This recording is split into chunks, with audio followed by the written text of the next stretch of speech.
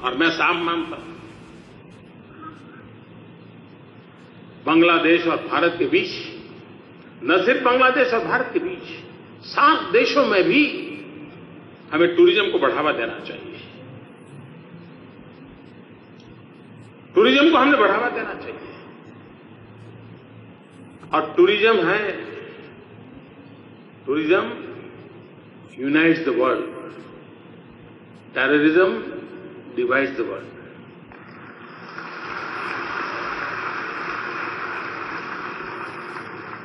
हम एक दूसरे को जाने, पहचाने, नई पीढ़ी मिले जुले, बात करें, गर्व करें। और इसलिए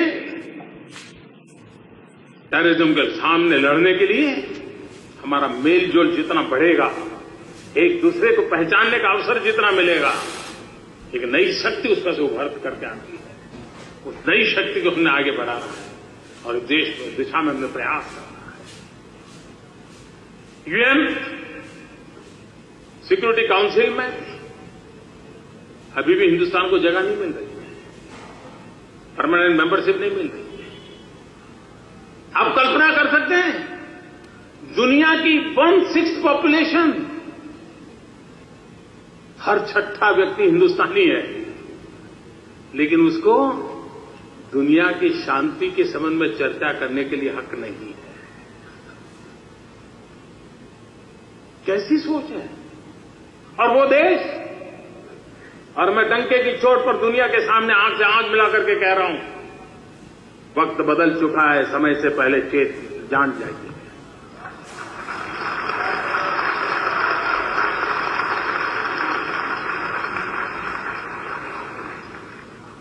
हिंदुस्तान वो देश है जो कभी जमीन के लिए किसी पर हमला नहीं किया है, न कभी लड़ाई लड़ी है। हम प्रथम विश्व युद्ध में 13 लाख हिंदुस्तान की सेना के जवान प्रथम विश्व युद्ध में जुड़े, अपने लिए नहीं, भारत की सत्ता बचाने के लिए नहीं, भारत का भूभाग बढ़ाने के लिए नहीं, किसी और के लिए लड़े, किसी और के लिए मरे और करीब करीब 75,000 लोग शहीद हुए। 75,000 प्रथम विश्व युद्ध में। उसके बावजूद भी दुनिया हमें पूछ रही है शांति के लिए, हम विश्व की शांति के लिए उपयोगी है कि नहीं, उसके लिए हमें सबूत देने पड़ रहे हैं। द्वितीय विश्व युद्ध हुआ,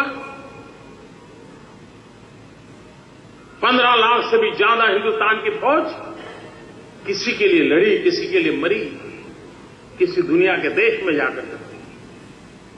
और उस समय हम सब एक थे, बांग्लादेश के भी बच्चे थे उसमें, जिन्होंने द्वितीय विश्व युद्ध में बलिदान दिए थे। तब विभाजन नहीं हुआ, हम सब एक थे। करीब 90,000 हमारे नौजवान उस युद्ध में शहीद हुए थे। आज भी यूनाइटेड नेशन बड़े गर्व से कहता है कि पीस कीपिंग फोर्स, उसमें अगर सबसे उत्तम काम है तो भारत की सेना का होता है, उनकी डिसिप्लिन का होता है। उसके बावजूद भी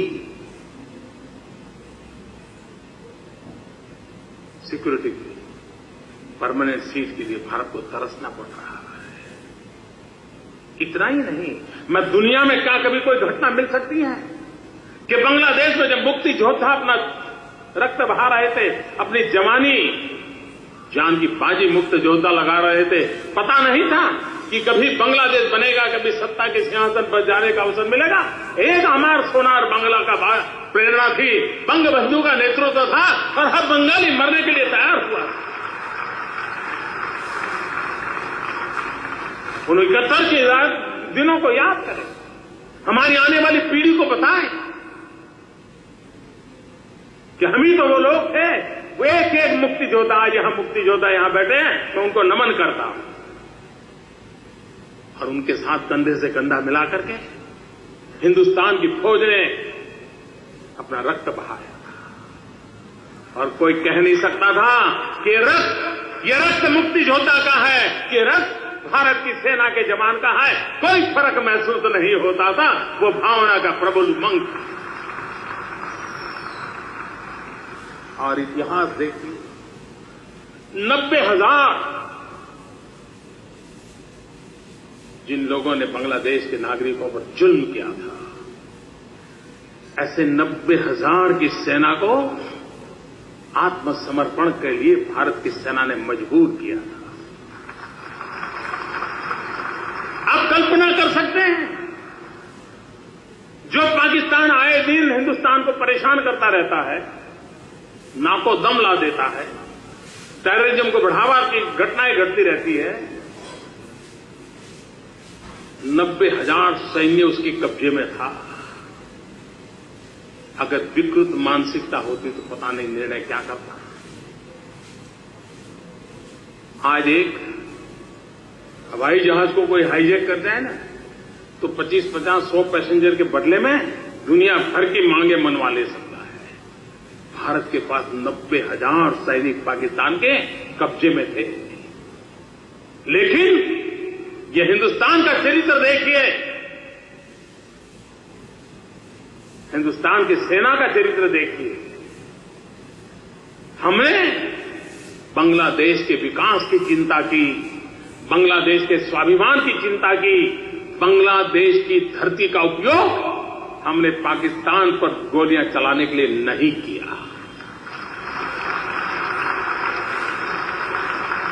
हमने बांग्लादेश के स्वाभिमान के लिए, मुक्ति योद्धाओं के लिए लड़ाई लड़ी, लेकिन उन 90,000 का ब्लैकमेलिंग करके पाकिस्तान के खिलाफ लड़ने के लिए हमने बांग्लादेश की भूमि का उपयोग नहीं किया।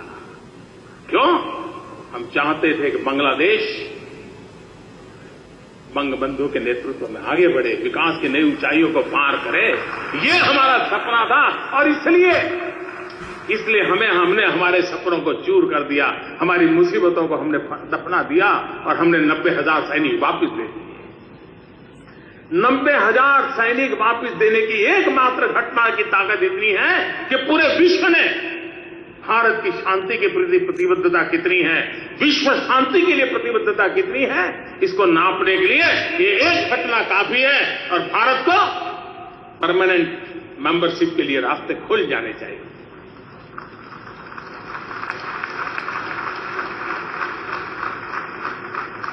लेकिन